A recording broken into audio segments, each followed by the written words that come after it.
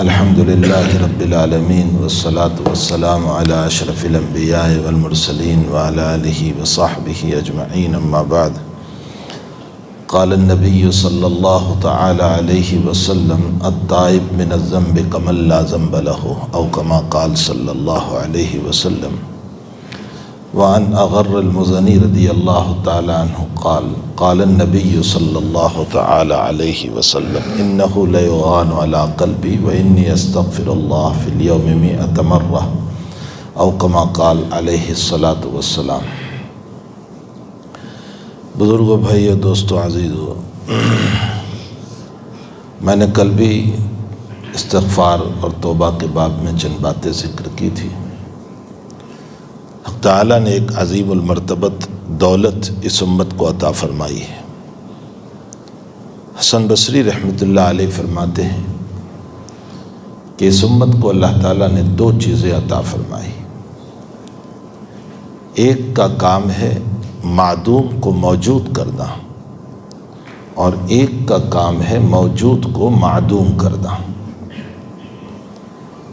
معدوم کو موجود کرنے کا مطلب ایک کام نہیں ہے اس کو وجود میں لانا، اور موجود کو معدوم کرنے کا مطلب ہے موجود ہے اس کو ختم کرنا۔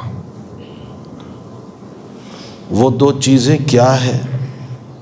فرمایا ایک ہے نیت اور ایک ہے توبہ۔ دو چیزیں عطا فرمائی جو اس امت کو اللہ تعالیٰ نے بہت زبردست عطا فرمائی۔ توبہ، نیت کا کام یہ ہوتا ہے کہ میں نے جب کسی معاملے میں اچھی نیت کر لی ہے تو اگرچہ میں نے اس کام کو انجام نہیں دیا لیکن حسن نیت کی بنیاد پر ثواب جاری ہو جاتا ہے۔ یہ گویا کہ معدوم کو جو کام نہیں ہے اس کو وجود دیا۔ حدیث شریف میں ہے لا حسد الا فی اثنتین۔ حسد، یہاں حسد بمعنی حسد نہیں، غبطہ، رشک کرنا۔ ہماری شریعت میں دو آدمیوں پر رشک کرنا جائز ہے۔ رجل آتاہ اللہ علما، ایک آدمی کو اللہ نے علم دیا ہے اور وہ اس کے موتی بکھیرتا ہے، وہ پڑھاتا ہے، وہ لوگوں کی اصلاح کرتا ہے، وہ تربیت کرتا ہے، اور اس کی زندگی بھی نیک ہے، صالح ہے۔ ایسے عالم پر، اس کے علم پر رشک کر سکتے ہیں کہ اے اللہ مجھے بھی تو ایسا علم عطا فرما تاکہ میں بھی اسی طرح دین کا کام کروں۔ یہ جائز ہے، حضور پاک صلی اللہ علیہ وسلم فرماتے۔ حسد جائز نہیں۔ حسد اور رشک میں فرق ہے۔ حسد کی تعریف امام غزالی رحمۃ اللہ علیہ نے لکھی ہے، تمنائے زوال نعمت غیر، اس کو حسد کہا جاتا ہے۔ دوسروں کی نعمتیں ختم ہو جائیں، مجھے ملے یا نہ ملے اس کا کوئی سوال نہیں، لیکن آپ کی نعمت ختم ہو جائے، بس اس کو کہتے ہیں حسد۔ آپ کا علم ختم ہو جائے، آپ کی دولت ختم ہو جائے، آپ کی عزت ختم ہو جائے، آپ کی گھریلو محبتیں ختم ہو جائیں، آپ کی فیملی کا حسن گوار رہنا ختم ہو جائے، یہ میری چاہتے ہیں، اس کو حسد کہتے ہیں۔ یہ جائز نہیں ہے۔ حسد انسان کو اس طرح کھاتا ہے جیسے سوکھی لکڑی کو آگ کھا جاتی ہے، یعنی بالکل سوکھی لکڑی ہو اور اس کو آگ میں ڈال دو وہ بھڑ بھڑ جل جاتی ہے۔ اسی طرح میرا حسد جو ہے وہ میری نیکیوں کو تھوڑی سی دیر میں کھا جاتا ہے، اس لیے حسد جائز نہیں ہے۔ میں نے کئی بیانوں میں میری یہ بات کہی ہے کہ آج ہم لوگ اپنے دکھوں سے دکھی نہیں ہے، دوسروں کے سکھوں سے دکھی ہے۔ مجھے میری بیماری کا صدمہ نہیں ہے، لیکن آپ کی صحت کی وجہ سے میں پریشان ہوں کہ آپ اچھے کیوں ہیں، آپ بیمار ہونے چاہیے۔ مجھے میری غریبی پر دکھ نہیں ہے، لیکن آپ کی مالداری سے مجھے دکھ ہے کہ آپ مالدار کیوں ہیں، آپ کو دولت کیوں ملی، آپ عزت والے کیوں بن گئے؟ تو آج ہم اپنے دکھوں سے دکھی نہیں ہیں، دوسروں کے سکھوں سے دکھی ہیں، اور یہی چیز ہم کو کھائے جا رہی ہے، اور اسی میں میری راتیں گزرتی ہے، میرے دن گزر رہے ہیں، مجھے راتوں میں نیند نہیں آتی، اسی سوچ میں آپ کی دولت کب ختم ہو جائے، آپ کی عزت کب ختم ہو جائے، آپ کا علم کب ختم ہو جائے، آپ کی فیملی روڈ پر کب آ جائیں، آپ کی بیٹی کی عزت کیسے پامال ہو جائے اور مجھے خوشی ہو۔ یہی وہ حسد ہے۔ شریعت میں حسد جائز نہیں، رشک جائز ہے۔ رشک کا معنی ہوتا ہے آپ کی نعمت آپ کو مبارک، اللہ اور دے آپ کو، مجھے بھی عطا کرے، یہ رشک ہے۔ آپ کا علم آپ کو مبارک، اللہ آپ کے علم میں اضافہ کرے۔ آج تو حال یہ ہے کہ زبان سے ماشاءاللہ ہے، دل میں حسد ہے۔ زبان سے ماشاءاللہ ہے، ماشاءاللہ، اور دل حسد سے بھرا ہوا۔ حضرت امام مالک رحمۃ اللہ علیہ نے اپنے مکان پر لکھوایا ماشاءاللہ لا قوت الا باللہ۔ تو کسی مجھ جیسے اناری نے پوچھ لیا کہ حضرت یہ آپ نے کیوں لکھوایا؟ فرمایا تیری نظر نہ لگ جائے اس لیے لکھوایا۔ حضرت نے ڈائریکٹ کہا اس کو کہ تیری نظر نہ لگے اس لیے میں نے لکھوایا۔ تو ظاہراً ماشاءاللہ ہے اور دل حسد سے معمور اور بھرا ہوا ہے۔ اللہ اس بیماری سے ہم سب کی حفاظت فرمائے۔ بہت مہلک بیماری ہے یہ، ہماری باڈی کو بھی کھا جاتی ہے، ہم اسی میں گلتے رہتے ہیں، پھر اسی سوچ میں، اسی فکر میں، ہر وقت اسی میں سوچتے رہتے ہیں۔ ساری زندگی میں آپ کی دولت پر حسد کر لوں، آپ کے علم پر حسد کر لوں، آپ کی عزت پر حسد کر لوں، مجھے کچھ نہیں ملنے والا سوائے اس کے کہ میں اپنے آپ کو ہلاک کر رہا ہوں۔ تو جو میری ہلاکت کا ذریعہ ہے میں اسے کیوں اپناؤں؟ یہ ہے نبی علیہ السلام کا ارشاد۔ رشک جائز ہے۔ اللہ آپ کا علم آپ کو مبارک فرمائے، آپ کی دولت آپ کو مبارک فرمائے، آپ کی عزت آپ کو مبارک فرمائے، اللہ بہت اضافہ کرے اس میں، اللہ مجھے بھی دے دے تاکہ میں بھی اسی طرح پڑھاؤں، میں بھی اسی طرح دعوت و تبلیغ کروں، اور اللہ مجھے دولت دے دے جیسے اس کو دی ہے، اس کی دولت اس کو مبارک، اللہ اس کو اور دے، مجھے بھی دے تاکہ میں بھی اسی طرح اللہ کے راستے میں خرچ کروں۔ یہ رشک ہے، جائز ہے۔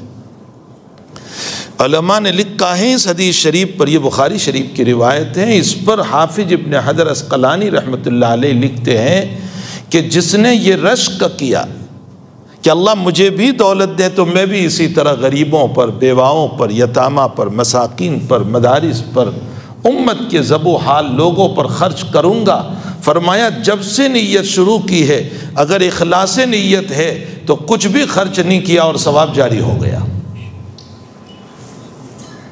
ثواب جاری ہو گیا۔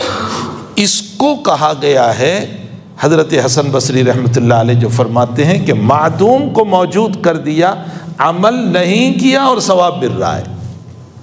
کتنی بہترین چیز ہے۔ اور دوسری چیز توبہ ہے۔ توبہ کا کام کیا ہے؟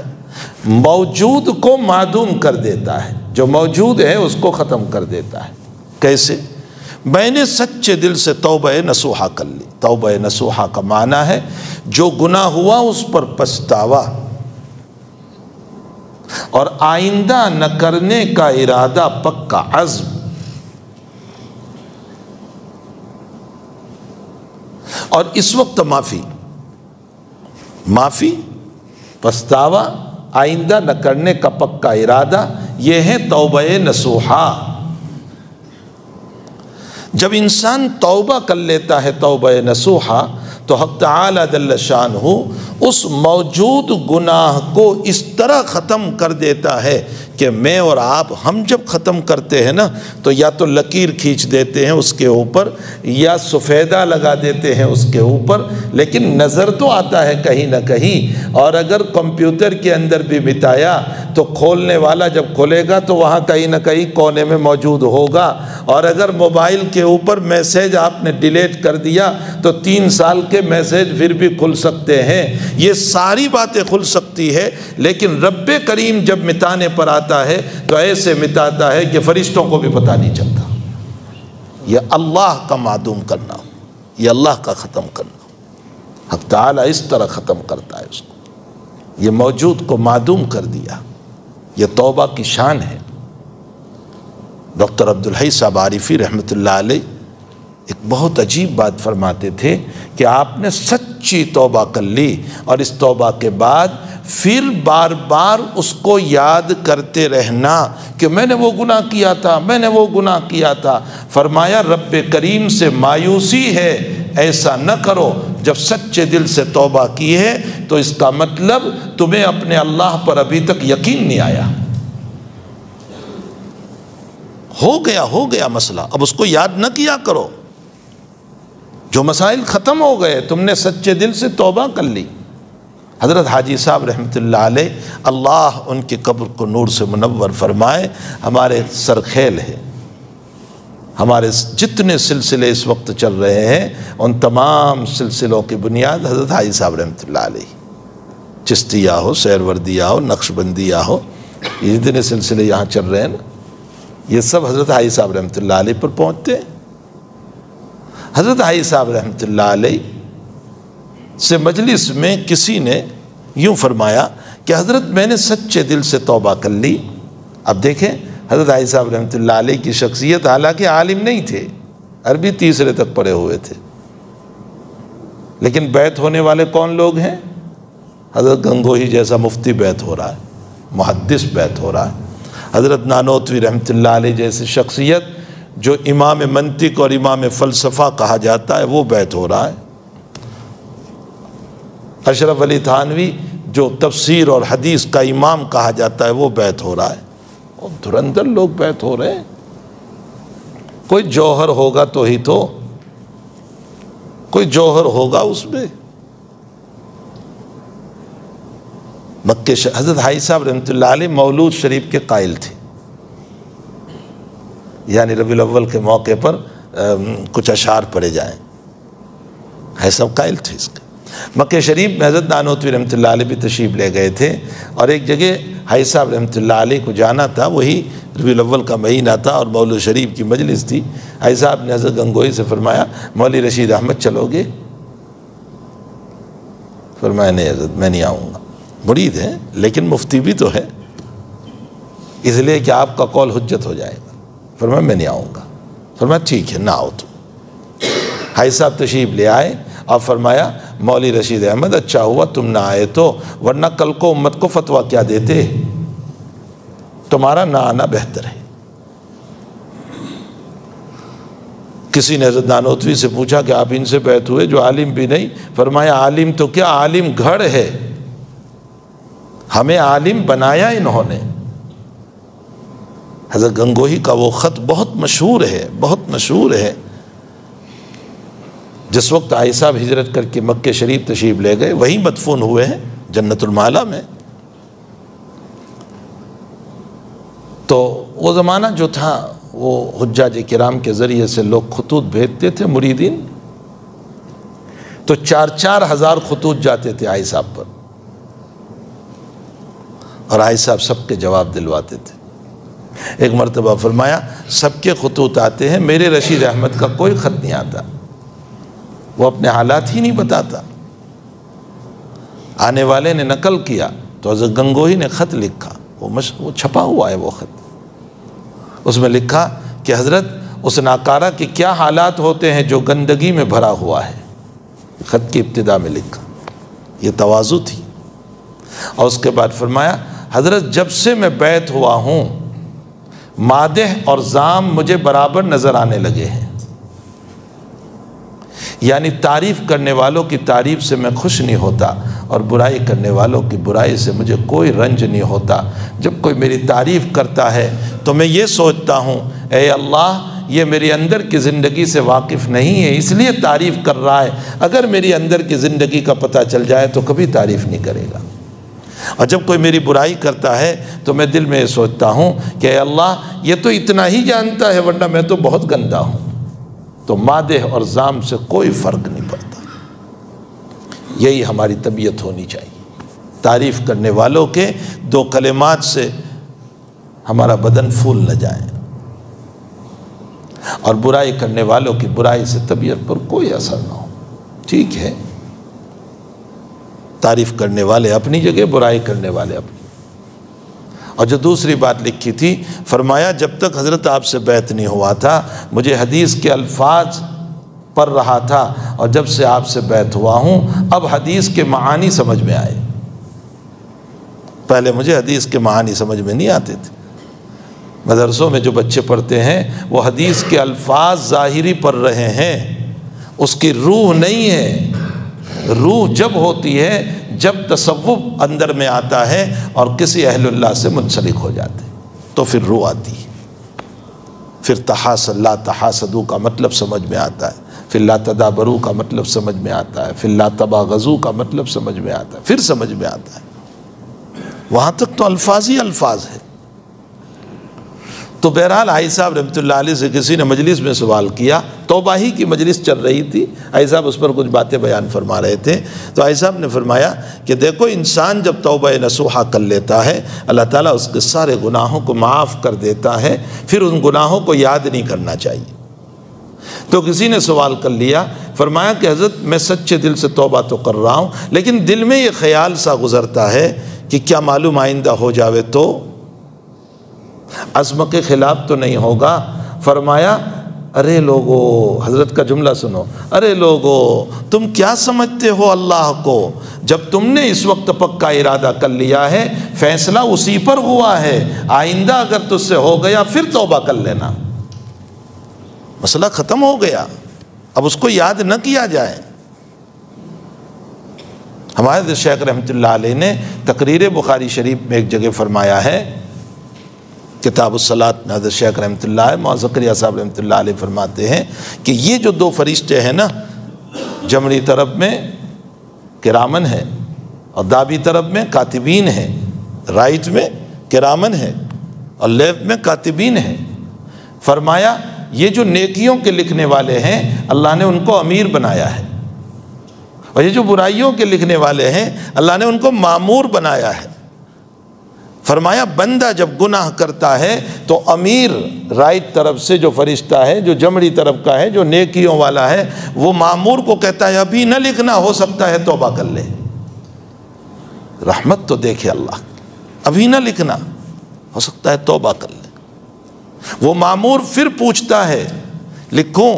فرمایا ابھی نہ لکھنا، ہو سکتا ہے توبہ کر لے.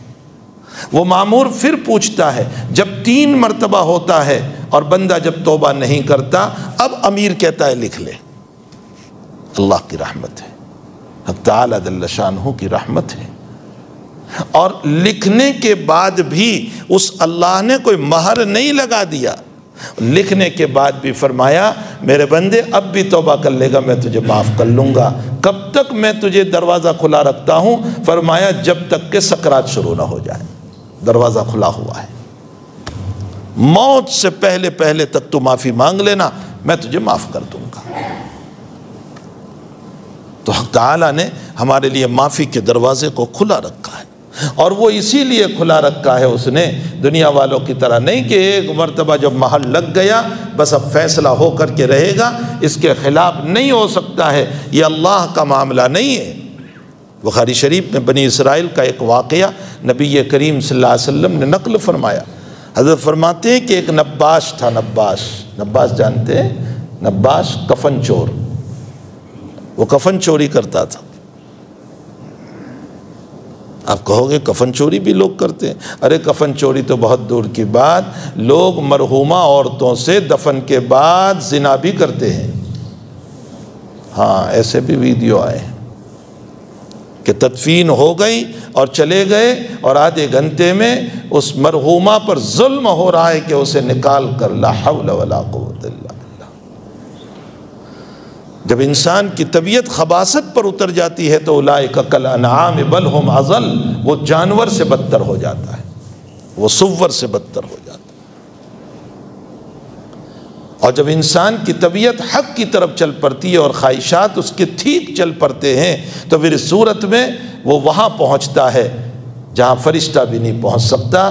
جناب نبی کریم صلی اللہ علیہ وسلم معراج میں تشریف لے گئے اور ایک مقام تک چلے جبریل، اور اس کے بعد فرمایا اب آگے میں نہیں آ سکتا ہوں، اگر یکسرے موہ برتر پرم فروغ تجلی بسوجت پرم، اس سے آگے میں چلوں گا میرے پر جل جائیں گے، اب محمد ہی ہیں کہ آگے جا سکتا ہے صلی اللہ علیہ وسلم۔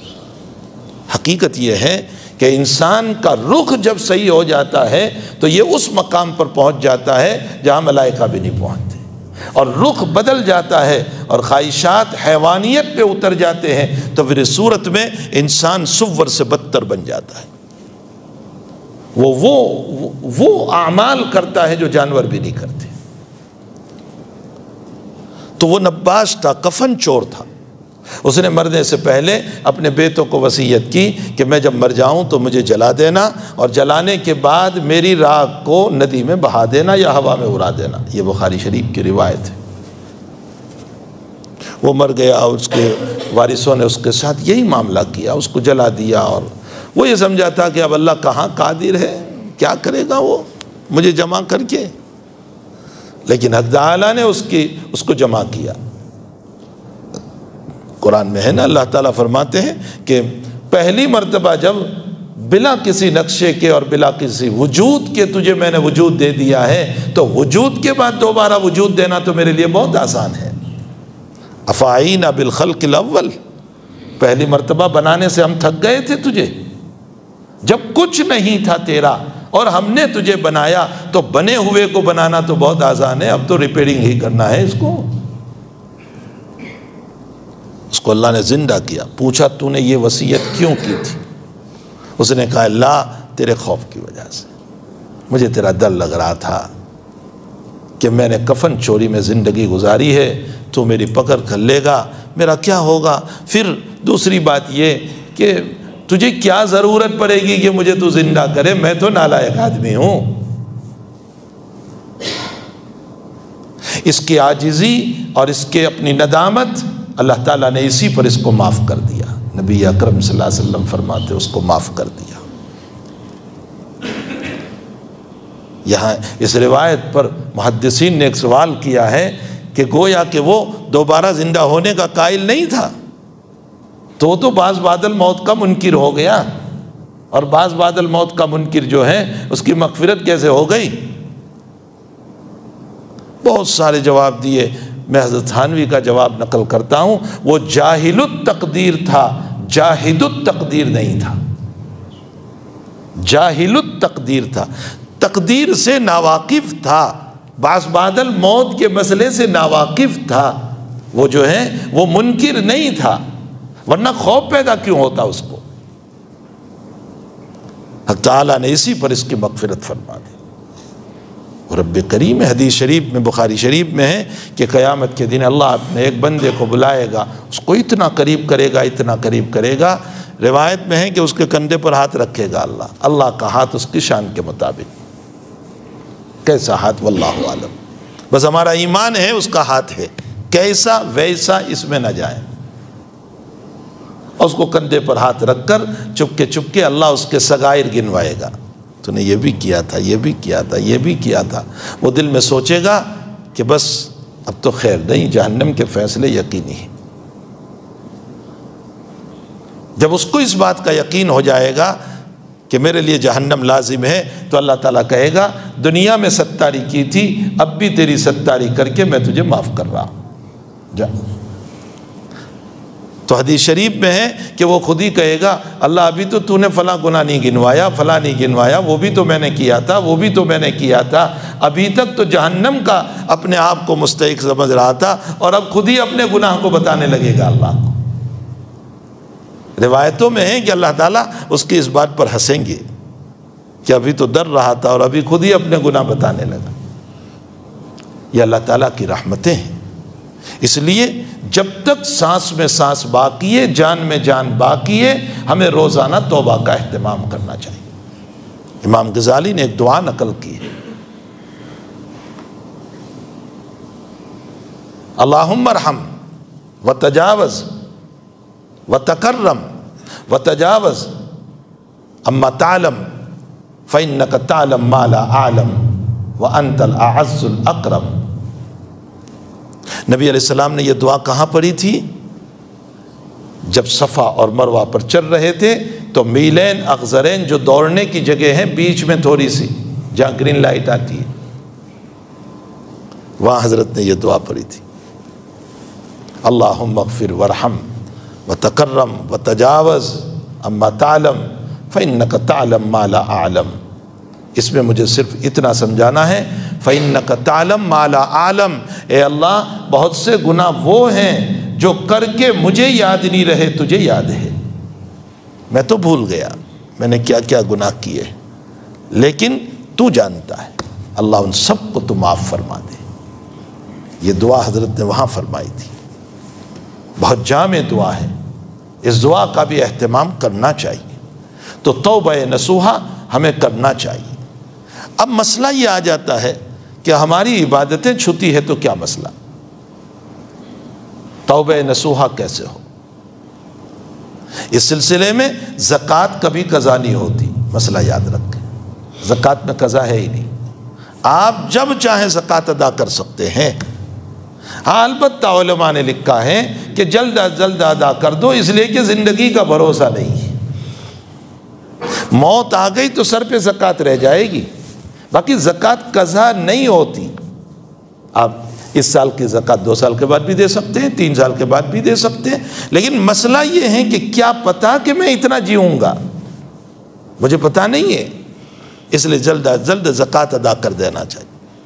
حج کبھی قضا نہیں ہوتا، یہ مسئلہ یاد رکھیں، فرض ہوا ہے، ہاں یہ ضرور ہے کہ آپ جلدی سے حج ادا کر لیں، زندگی کا بھروسہ نہیں ہے، کیا معلوم کب سانس نکل جائیں، لیکن قضا نہیں ہوتا۔ اگر اس سال حج فرض ہوا ہے اور 4 سال کے بعد بھی کر لیا تو قضا وضا کا مسئلہ نہیں، وہ ادا ہی ادا ہے۔ روزوں کا مسئلہ خود قرآن نے بیان کر دیا، فَمَنْ كَانَ مِنْكُمْ مَرِيضًا وَعَلَىٰ سَفَرٍ فَعِدَّةٌ مِنْ أَيَّامٍ أُخَرَ، جو روزے رمضان کے چھوٹ گئے، زندگی میں آپ کبھی بھی رکھ سکتے ہیں، لیکن فقہا لکھتے ہیں جلد از جلد ادا کر لو، زندگی کا بھروسہ نہیں ہے۔ اور اگر مسلسل بیماری چلتی رہی اور صحت اور شفا کی طرف رخ نہیں ہوا اور طبیعت ہماری صحت کی طرف نہیں آئی تو پھر قرآن میں فرمایا کفارہ دے دو، اللہ اس کو بھی معاف کر دے گا۔ جب بیماری سے صحت کی طرف رجوع ہی نہیں ہو رہے تو کفارہ دے دیں، اور 1 روزے کا کفارہ 1 صدقۃ الفطر، کتنا سستا سودا ہے، 2 کلو گیہوں، 1 صدقۃ الفطر کتنا ہے؟ 2 کلو گیہوں، اعلیٰ درجے کے اگر گیہوں لے لو اس وقت تو بھی 60-70 روپے کے آتے ہیں 2 کلو۔ کتنا سستا سودا اللہ نے کیا ہے کہ تیری بیماری کی وجہ سے تیرے روزے رہ گئے، تو اب اس صورت میں تو اس کی جگہ پر بیماری سے صحت عود نہیں کر رہی ہے تو تو 1 روزے کے بدلے میں 60-70 روپے روزانہ کے حساب لگا کر صدقہ کر۔ کیسا رب ہے وہ، کیسا رب ہے، ورنہ وہ اگر یہ کہہ دیتا بیماری میں بھی تجھے رکھنا پڑے گا تو اس انسان کا کیا ہوگا؟ ہونا تو یہی چاہیے تھا کہ اس رب نے جب میری اور آپ کی زندگی کو خرید لیا ہے، قرآن میں ہے اللہ تعالیٰ فرماتے ہیں کہ ہم نے تمہاری زندگی کو خرید لیا، تو وہ ہماری باڈی کا مالک ہے، وہ ہماری زندگی کا مالک ہے۔ ان اللہ اشترى من المؤمنین انفسہم واموالہم، میری جان کو بھی خریدا، میرے مال کو بھی اس نے خریدا ہے، کس کے بدلے میں؟ بِأَنَّ لَهُمُ الْجَنَّةَ، وہ جنت دے گا۔ لیکن آگے جب بیان کرتے ہیں تو میں علماء کے لیے ایک نقطہ بیان کروں، جان بھی خریدی، مال بھی خریدا، لیکن آگے وضاحت میں جان کا بیان کیا، مال کا بیان نہیں کیا۔ یقاتلون فی سبیل اللہ فیقتلون ویقتلون، جان کا بیان کر رہا ہے، مال کا بیان نہیں کیا۔ کیوں؟ اس لیے کہ انسان کا حال یہ ہے کہ جب جان کا مسئلہ آ جاتا ہے نا تو وہ لاکھوں روپے دے کر کے بھی جان چھڑا لیتا ہے، اس لیے اللہ نے فرمایا مال تو دینے ہی والا ہے، جان کے مسئلے میں تو پیچھے پڑا ہوا ہے، اور اس وقت کے تقاضے تھے، اس لیے فرمایا یقاتلون فی سبیل اللہ فیقتلون ویقتلون۔ تو ہماری جان بھی خریدی، مال بھی، سب اسی کا ہے۔ تو ہونا تو یہ چاہیے تھا کہ وہ رمضان میں شدت بیماری کے باوجود کہہ دیتا کہ نہیں روزے رکھ، لیکن اس نے ایسا نہیں کیا۔ فمن کان منکم مریضا او علی سفر فعدۃ من ایام اخر، دوسرے دنوں میں قضا کر لینا، اور اگر تندرستی نہیں آئی کفارہ دے دو۔ صرف نماز قضا ہوتی ہے۔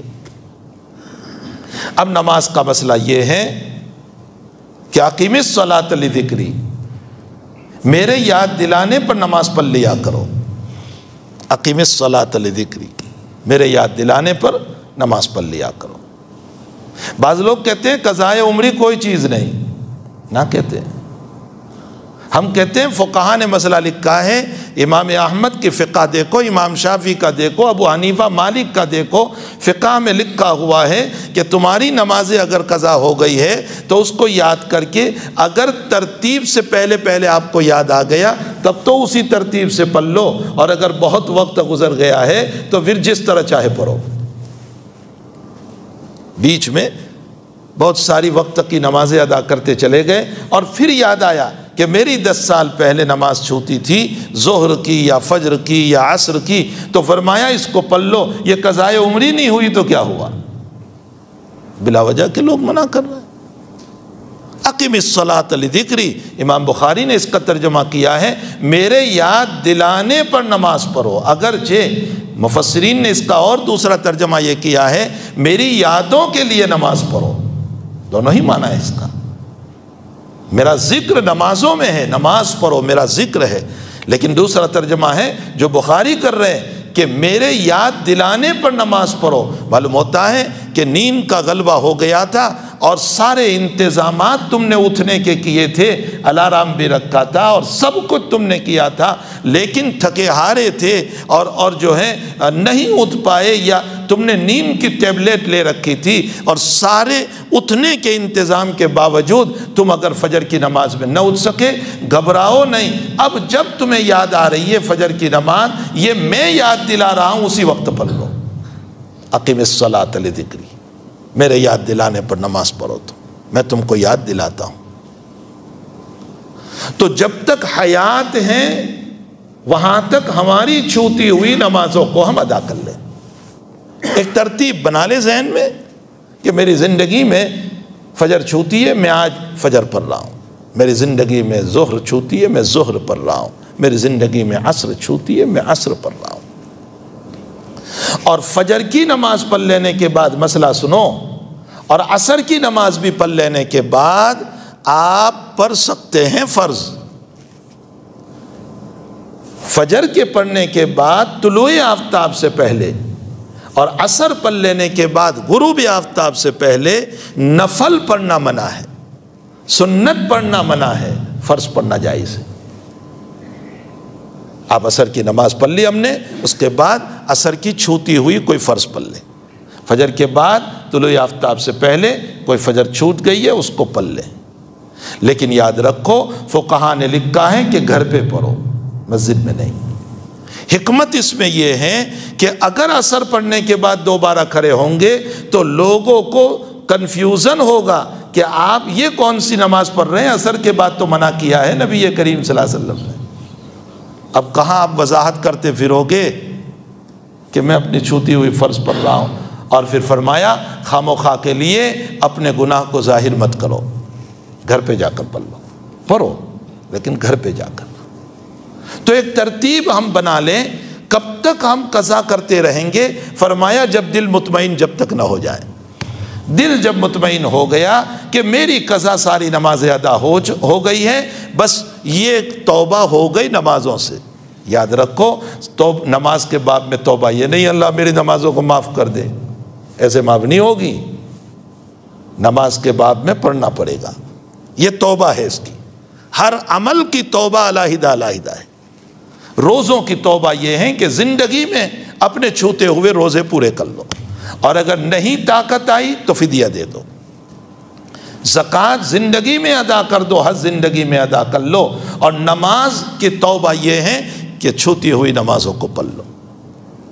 البتہ میں نے کسی بندے کو ستایا ہے، ذلیل کیا ہے، غیبت کی ہے، برائی کی ہے، اس کی توبہ یہ ہے کہ بخاری شریف میں ہے، حضور پاک صلی اللہ علیہ وسلم فرماتے ہیں اجمالی معافی مانگ لو۔ بہت تفسیر مت کرو کہ میں نے یہ کیا تیرے ساتھ، میں نے یہ کیا، اس لیے کہ تفسیر میں اس کا دل دکھے گا اور یہ اور گناہ ہوگا دل دکھانے کا۔ تفسیر مت کرو، بھائی ہماری طرف سے کوئی بات ہو گئی ہو آپ کے لیے، ہمیں معاف کر دیجیے۔ اور حدیث شریف میں ہے کہ اجمالی معافی سے معافی ہو جاتی ہے، تفسیر کرنے کی کوئی ضرورت نہیں، معافی ہو جائے گی۔ لیکن ہمارے حکیم علامہ حضرت اقدس تھانوی فرماتے ہیں کہ مجھ سے کوئی معافی مانگتا تھا اجمالی تو میں کہتا تھا وضاحت کرو، وضاحت کرو۔ حضرت فرماتے ہیں میں اس لیے نہیں وضاحت مانگتا تھا کہ مجھے کوئی تکبر ہے، میں اس لیے وضاحت مانگتا تھا کہ اس نے میری جو برائی کی ہے اگر مجھ میں موجود ہے تو میں دور کرنے کی کوشش کروں، قربان جائیے، میں اس کو دور کروں اپنے اندر سے، اس لیے میں وضاحت مانگتا تھا، اس لیے نہیں کہ میں کوئی کبر و غرور، بھلا کلام نبوت کے مقابلے میں کیا کبر و غرور، لیکن اپنی اصلاح کے لیے۔ تو اگر میں نے کسی کی غیبت کی ہے، برائی کی ہے، تو اس سلسلے میں اجمالی معافی مانگ لیں۔ اور اگر مالی حقوق باقی ہے تو اس کو پورا کرنے کی بھرپور کوشش کریں، اتنی کوشش کریں کہ میرا رات دن اس کے حقوق مالیہ کو ادا کرنے میں لگ جائے۔ اللہ جانتا ہے، پھر یاد رکھنا کہ میں کتنی کوششیں بھی کر رہا ہوں۔ اکابر نے لکھا ہے کہ اگر ساری کوشش کر لی، رات دن ایک کر لیا اس کے لیے، لیکن کوئی اسباب بن نہ پائیں اور موت کا بلاوا آ گیا تو رب کریم معاف کر دے گا۔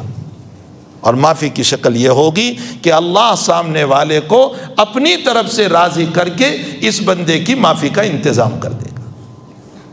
کس حدیث سے ثابت کیا؟ بزرگوں کی نظر دیکھیں، بخاری شریف میں روایت ہے کہ ایک آدمی نے 99 کو قتل کیا تھا، بہت مشہور واقعہ ہے کہ 99 کو قتل کیا تھا۔ اب وہ کسی کو پوچھنے کے لیے گیا کہ مغفرت کا راستہ کیا ہے، یہ قتل کرنا حقوق العباد ہے، جب ہی تو قصاص ہے اس کے بدلے میں، اور اگر سامنے والا معاف کر دے تو معاف بھی ہو جاتا ہے، یہ سامنے والے کا معاف کرنا دلیل ہے کہ حقوق العباد ہے، یہ حقوق العباد کا مسئلہ ہے۔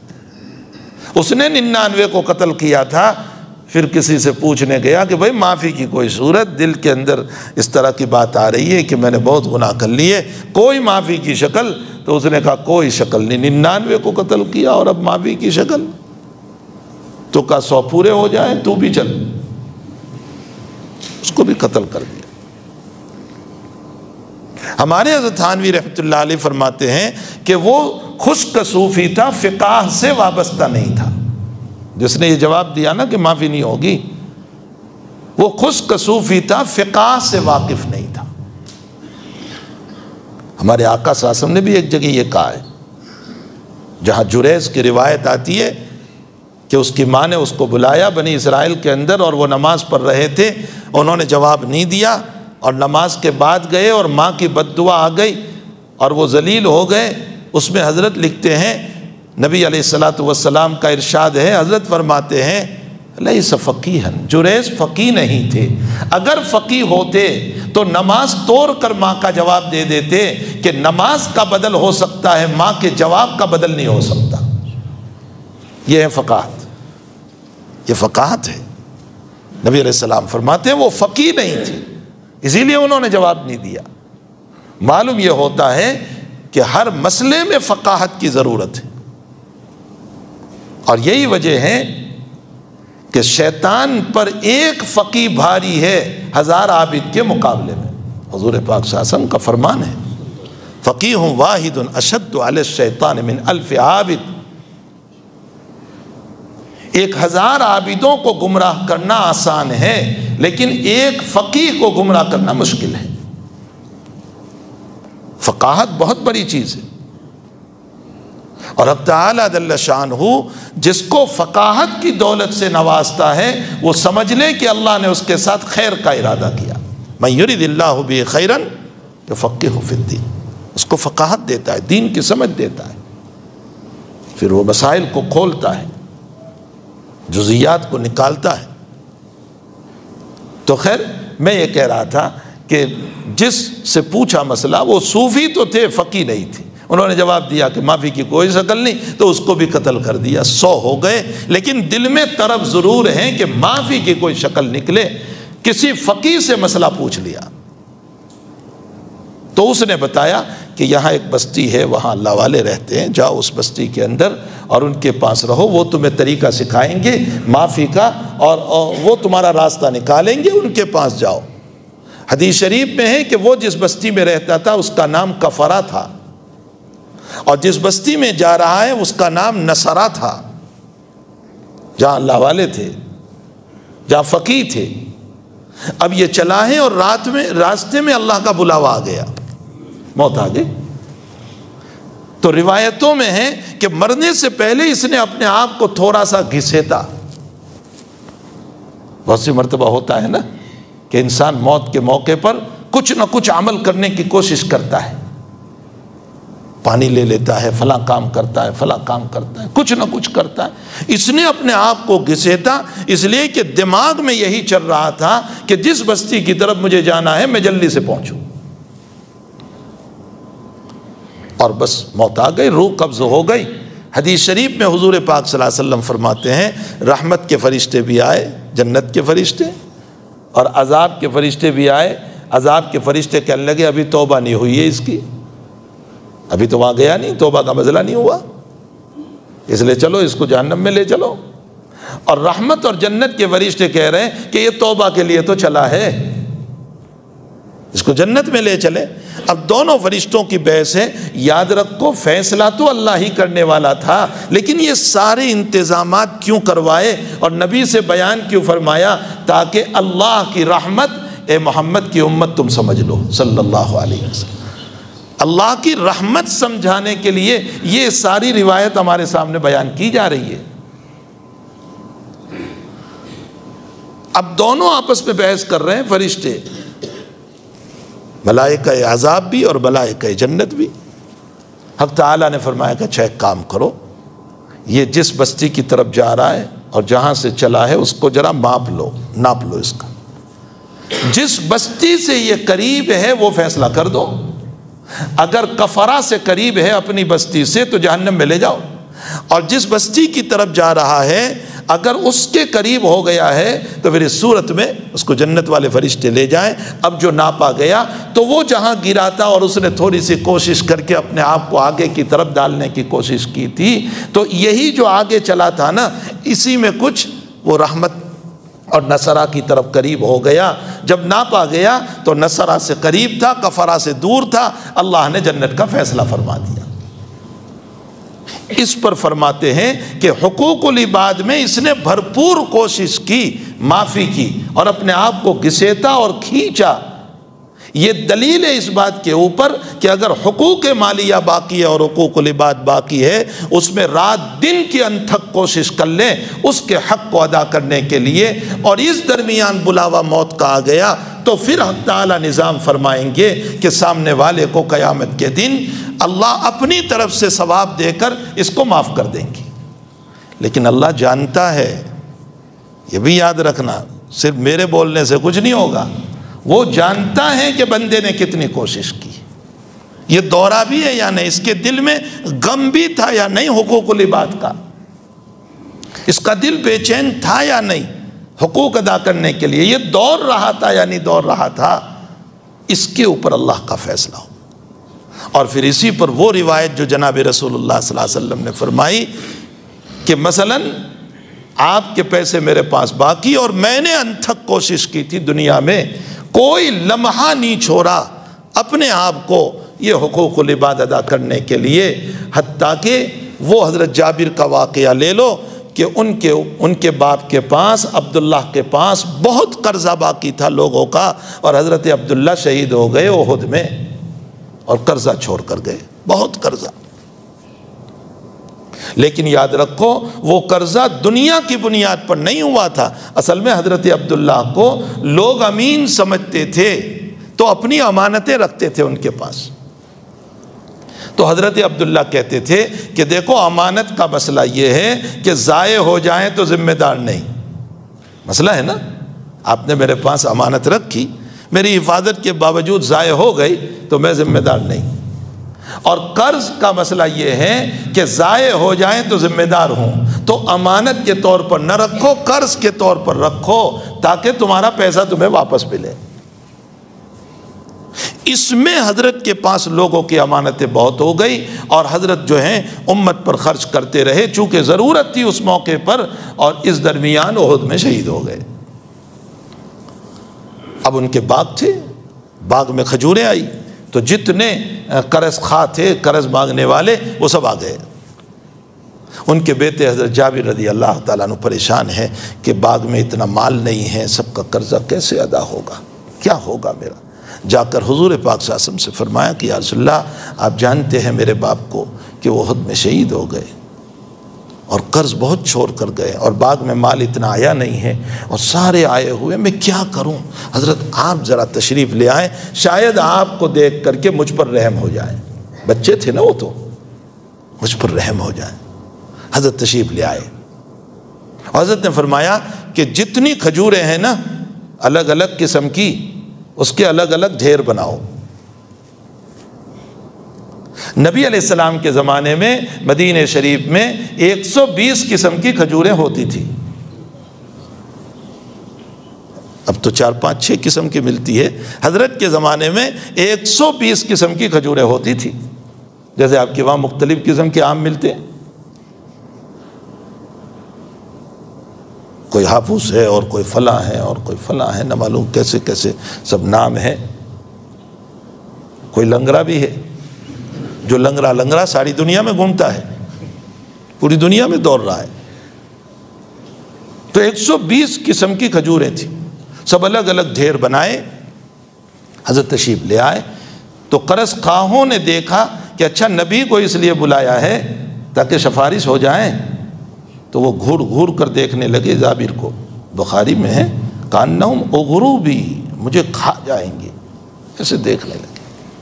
حضرت نے دیکھا کہ معافی کی صورت نظر نہیں آ رہی ہے، چونکہ اس میں اکثر یہودی تھے، تو جو سب سے بڑا ڈھیر تھا حضرت نے ایک چکر لگایا اور چکر لگا کر اس پر بیٹھ گئے اور فرمایا جابر اس میں سے دینا شروع کرو۔ اب جابر نے سب کو دینا شروع کیا۔ حضرت جابر فرماتے ہیں سب کا قرضہ ادا ہو گیا، سارے ڈھیر باقی رہ گئے، اس میں سے بھی مجھے لگتا ہے ایک دانہ کم نہیں ہوا۔ معجزہ رسول صلی اللہ علیہ وسلم تھا، اللہ کے نبی کا معجزہ تھا۔ اس کے اخیر میں جو جملہ ہے وہ مجھے سنانا ہے۔ جابر فرماتے ہیں میرے دل میں تو تمنا یہ تھی کہ سارا میرے باپ کا قرضہ میں ادا کر دوں، چاہے میری بہنوں کے لیے ایک دانہ بھی گھر میں لے جانے کو مجھے نہ ملے۔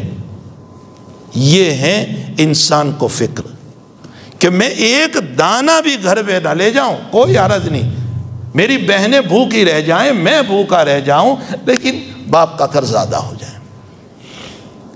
اور یہی جابر ہیں کہ احد کی شہادت کے 6 مہینے کے بعد، چونکہ احد میں خود صحابہ زخمی تھے، اتنے ساری قبریں کیسے کھودتے؟ 70 قبریں کھودنا کوئی آسان تھوڑے تھا، تو ایک ایک قبر میں 2 2 3 3 کو رکھے تھے۔ احد میں جو شہید ہوئے نا، ایک ایک قبر میں 2 2 3 3 کو، اور جب دفن کرنے کی وقت آیا تو حضرت نے فرمایا زیادہ حافظ کون ہے اس کو پہلے رکھو۔ ہاں بخاری میں روایت ہے، جو زیادہ حافظ ہو اس کو پہلے، پھر دوسرا، پھر تیسرا۔ حافظ صاحب رحمۃ اللہ علیہ فتح الباری میں فرماتے ہیں اس کا مطلب یہ نکلا کہ وفات میں بھی اللہ کے نبی نے حافظ قرآن کی فضیلت بیان فرمائی کہ حافظ قرآن کی کتنی بڑی فضیلت، وہاں بھی اس کی قدر ہے۔ یہ تو ہماری نظروں میں عالم اور حافظ کی قدر نہیں ہے۔ لوگ ڈھونڈتے ہیں غریبوں کو، اور اپنے محلے کا امام مؤذن بھوکا مر رہا ہے اور باعث ڈھونڈنے جا رہے ہیں۔ ان کو نہیں پوچھیں گے اور بھائی مول صاحب کوئی ہوئی تو مصرف، بھئی یہ ہے نا مصرف ہے تمہارے وہاں، اگر واقعتاً وہ ضرورت مند ہے تو ان کو دیا جائے. وہ اپنی حیا اور شرم کی وجہ سے نہیں بول رہے. تو خیر حضرت جابر رضی اللہ تعالیٰ عنہ کے والد صاحب کے ساتھ بھی 2 یا 3 کو دفن کیا تھا. 6 مہینے کے بعد حضور پاک صلی اللہ علیہ وسلم کی اجازت سے جابر نے فرمایا کہ میرا جی نہیں چاہتا ہے کہ میرے ابا اوروں کے ساتھ اندر رہیں، حضرت اجازت ہو تو میرے ابا کو میں نکال لوں. تو چونکہ وہ مجبوری کی شکل تھی اس لیے حضرت نے اجازت دے دی تھی 2 3 کی. بعد میں فرمایا اچھا اجازت ہے. تو حضرت جابر نے جب اپنے والد صاحب کو نکالا، فرماتے ہیں جیسے دفن کیا تھا میرے والد صاحب ویسے ہی ویسے تھے، سوائے اس کان کی لو کے، اس کو ذرا مٹی نے کھا لیا تھا، باقی کفن بھی پرانا نہیں ہوا تھا. یہ جابر ابن عبداللہ ان کے والد عبداللہ ہیں. تو حضرت جابر فرماتے ہیں کہ میری سوچ تو یہ تھی کہ ایک دانہ بھی میں گھر نہ لے جاؤں، لیکن میرے باپ کا حق قرض ادا ہو جائے. یہ محنت جب ہوتی ہے دنیا میں مقروض کی، جو قرضدار ہو گیا، اتنی فکروں کے ساتھ جب وہ دوڑ رہا ہے رات دن، پھر اس صورت میں مسئلہ یہ ہوتا ہے کہ درمیان میں موت آ گئی اور نہیں ادا کر سکا، تو قیامت کے دن حق تعالیٰ جل شانہ جو قرض کا ہے مانگنے والا، تو اللہ ایک محل ظاہر کرے گا. حضور پاک صلی اللہ علیہ وسلم فرماتے ہیں بڑا خوبصورت محل. اب وہ قرض خواہ جو ہے نا، جو میرے پاس پیسے مانگ رہا ہے، وہ آئے گا اللہ کے پاس کہ اللہ میرا حق اس کے پاس باقی ہے، پیسے باقی ہے اس کے پاس. اتنے میں وہ محل ظاہر ہوگا. وہ فرشتوں سے پوچھے گا کہ یہ محل بڑا شاندار ہے. فرمایا ہاں، یہ کس کو ملے گا؟ تو کہا یہ اس کو ملے گا جو اپنے قرضدار کو معاف کر دے. فرشتے جواب دیں گے جس سے باقی ہے نا اس کو معاف کر دے اللہ. تو یہ کہے گا اچھا میں اگر اپنے قرضدار کو معاف کر دوں تو کیا اللہ مجھے دے گا؟ فرمایا ہاں ضرور دے گا. تو یہ اپنے قرضدار کو معاف کرے گا اور اس پر اللہ تعالیٰ وہ مکان دے گا. یہ اس کے لیے ہے جس نے ساری زندگی ادا کرنے کی کوشش کی تھی، اس کے لیے، عام نہیں ہے. اور جو آدمی دکار بھی نہیں آتی اس کو، بس لے کر کے بیٹھا ہے اور کوئی دوڑ دھوپ نہیں ہے اور نہ کوئی فکر ہے، بلکہ جواب یہ ہے کہ کس کے دیے کہ تمہیں دیں گے. اس کے بعد میں پھر وہ بخاری شریف کی روایت ہے کہ قیامت کے دن ایک ایک پیسے کے بدلے میں اپنی مقبول نمازیں دینی پڑے گی، اور وہ سودا بہت مہنگا ہے. پھر میں نے آج جمعہ کے اندر بھی کہا کہ لا دراہم ولا دنانر، وہاں درہم اور دینار نہیں چلتے، وہاں عبادت چلتی ہے. اور جب عبادت چلتی ہے تو میں نے دنیا میں کسی سے لیا اور اس کو واپس نہیں کیا اور اس کی کوئی محنت میں نے نہیں کی، تو نتیجہ یہ ہوگا کہ قیامت کے دن جب وہ مجھ سے مانگے گا تو وہاں پیسے تو ہے نہیں، اب کیا دیں گے؟ فرمایا عبادت دو. اور میری ساری عبادت اس کے پاس چلی گئی. اب آگے کیا ہوا؟ لوگ تو اور بھی آ رہے ہیں، حقدار اور بھی ہیں، یہ لاؤ ہمارا حق ہمارا حق. اللہ کہے گا اس کے پاس تو کچھ نہیں رہا. یہ بخاری شریف کی روایت ہے، اس کے پاس کچھ نہیں رہا، اب تمہیں کیا دیں؟ فرمایا اللہ ہمیں تو ہمارا حق چاہیے. تو اللہ فرمائیں گے تمہارے گناہ اس کے سر پر ڈالو. میں نے زنا نہیں کیا، لیکن جس کے پیسے مجھ پر باقی تھے اس نے زنا کیا تھا، اس کا زنا میں اپنے سر پر لے کر جہنم میں جاؤں گا. اس کے گناہ کو لے کر میں اپنے سر پر جاؤں گا. یہ اس کے لیے ہیں جس نے دنیا میں ادا کرنے کی کوشش نہیں کی. اور اگر ادا کرنے کی کوشش کی ہے، دوڑ دھوپ کی ہے، محنتیں کر رہا ہے، فکروں میں لگا ہوا ہے، اسباب نہیں بن رہے ہیں تو خوب دوڑ رہا ہے، لیکن اسباب ہوتا ہے ایسا کہ اسباب نہیں بنتے، تو ایسے وقت میں رب کریم کی طرف سے رحمتیں ہیں. وہ اللہ ایسا نہیں ہے کہ ظلم کرے. ان اللہ لیس بظلام للعبید، اللہ اپنے بندوں پر ذرہ برابر ظلم نہیں کرتا. تو میں نے یہ توبہ کے مختلف طریق بتائے کہ اگر عبادت ہے تو عبادت کے باب میں توبہ کے یہ طریق ہیں، اگر میں نے کسی کی غیبت، برائی، الزام وغیرہ ہیں تو اس کا یہ طریق ہے. اور تیسرا اگر حقوق العباد اور مالیات کا مسئلہ ہے تو اس سلسلے میں یہ تفصیل ہے، حق تعالیٰ اس میں بھی معاف کرتا ہے، بشرطے کہ بندہ اس میں کوشش کرتا رہے۔ اگر کوشش کے باوجود نہ ملا اور موت کا وقت آ گیا تو اللہ اس کے لیے خود بخود معافی کا نظام فرمائیں گے۔ تو اللہ تعالیٰ ہم تمام کو اپنی زندگی کو صاف ستھری رکھنے کی توفیق عطا فرمائے۔ میں نے حدیث پڑھی، التائب من الذنب کمن لا ذنب لہ، جو گناہوں سے توبہ کر لیتا ہے وہ ایسا ہے جیسے اس کا کوئی گناہ ہی نہیں رہا۔ اور اس کے لیے روزانہ استغفار بھی پڑھتے رہیں، استغفر اللہ الذی لا الہ الا هو۔ اسی لیے ہمارے بزرگان دین جب کوئی بیعت ہوتے ہیں تو اس میں ایک تسبیح بھی دیتے ہیں کہ 100 مرتبہ استغفار پڑھو۔ ہمارے اکابر فرماتے ہیں کہ رات میں سوتے ہوئے استغفار پڑھ کے سو لیا کرو تاکہ نامہ اعمال صاف رہیں۔ اگر رات میں بلاوا آ گیا تو کلیئر دفتر کے پاس اللہ کے پاس پہنچے گی، صاف ستھرے دفتر کے پاس۔ روزانہ رات میں اپنا تھوڑا سا 5 منٹ محاسبہ کر لو۔ 5 منٹ محاسبہ کا معنی ہر چیز کا جب ہم حساب کرتے ہیں، آج کی آوک کتنی، آج کی جاوک کتنی، آج کیا ہوا، آج فلاں ہے، آج فلاں ہے، دنیا بھر کے حساب شام کو کر رہے ہیں۔ مولوی صاحب ہے تو 8,000 تنخواہ آئی، 10,000 تنخواہ آئی، دودھ کس کو دینا ہے، پیسے کس کو دینا ہے، فلاں سے کیا لینا ہے۔ جب ہم تھوڑے سے پیسوں میں اتنے سارے حساب اور محاسبہ کر رہے ہیں تو زندگی کا محاسبہ تو بطریقہ اولا ہونا چاہیے، اس لیے کہ دنیا کے حساب میں اوپر نیچے ہو گیا کوئی پوچھنے والا نہیں ہوگا، لیکن آخرت کے حساب میں اوپر نیچے ہو گیا، اللہ کی قسم پھر وہ اللہ کا عذاب سروں پر منڈلانے لگتا ہے۔ اس لیے روزانہ 5 منٹ محاسبہ کر لو سونے سے پہلے کہ میری آج کے دن میں نے کیا کیا۔ اگر گناہ ہوئے ہیں معافی مانگ لو اللہ سے، اور اگر نیک کام ہوئے ہیں تو اس صورت میں حق تعالیٰ جل شانہ کا شکریہ ادا کر لو۔ کوئی ضروری نہیں کہ اٹھ کر 2 رکعت پڑھو، نہ، زبان اللہ کا شکریہ ادا کر لو، میرے مالک آج تو نے مجھ سے یہ دین کا کام کروایا، یہ کام کروایا، یہ کام کروایا، تیری حکمت اور تیری اجازت اور تیری قوت اور تیری طاقت کے بغیر میں نہیں کر سکتا تھا، تو نے ہی کروایا ہے۔ اور اگر کوئی گناہ ہوئے ہیں تو اس پر سچے دل سے توبہ کر لو۔ ہمارے حق تعالیٰ جل شانہ اتنے پیارے ہیں، اتنے پیارے رب ہیں، اتنے پیارے رب ہیں، اتنے پیارے رب ہیں۔ اسی لیے ہمارے حضرت تھانوی رحمۃ اللہ علیہ فرمایا کرتے تھے، میں تو رب کہتا ہوں، رب نہیں کہتا، میں تو اپنے اللہ کو ربا کہتا ہوں۔ او میرے ربا، بہت پیار سے، جیسے ابا اسی طرح میرے ربا، وہ بہت پیارے اللہ ہے، بہت پیارے اللہ ہے۔ سیدنا عبد القادر جیلانی رحمۃ اللہ علیہ فرماتے ہیں کہ جس نے یوں کہا یا ربی، فرمایا اللہ کی رحمت دل ملا کر اس کی طرف دوڑتی ہے۔ بنیت الطالبین میں پڑھیں، اے میرے رب، جیسے یا امی اور میری ماں، تو ماں تڑپ کر دوڑتی ہے، او ابا تو ابا تڑپ کر دوڑتا ہے، تو ربا کہنے پر اس کی رحمت دوڑتی ہے۔ تو اس رب کو کیوں نہ منائیں، اس کو کیوں راضی نہ کریں؟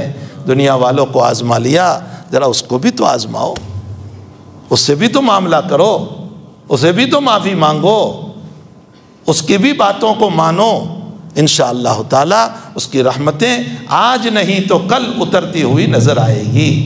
اللہ تعالی ہم تمام کو اپنے رب کو منانے کی توفیق عطا فرمائے، اور منانے کا طریقہ توبہ ہے۔ اللہ ہم سب کو توبہ کی توفیق عطا فرمائے۔ الحمدللہ رب العالمین والعاقبۃ للمتقین والصلاة والسلام علی اشرف الانبیاء والمرسلین وعلی آلہ وصحبہ اجمعین۔ ربنا آتنا فی الدنیا حسنہ وفی الآخرۃ حسنہ وقنا عذاب النار وقنا عذاب القبر وقنا عذاب الحشر وقنا عذاب الفقر وقنا عذاب الدین واحشرنا یوم القیامۃ مع المتقین مع الابرار۔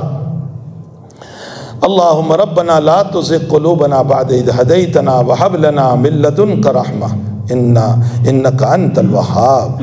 لا الہ الا اللہ العظیم الحلیم سبحان اللہ رب العرش العظیم والحمد للہ رب العالمین۔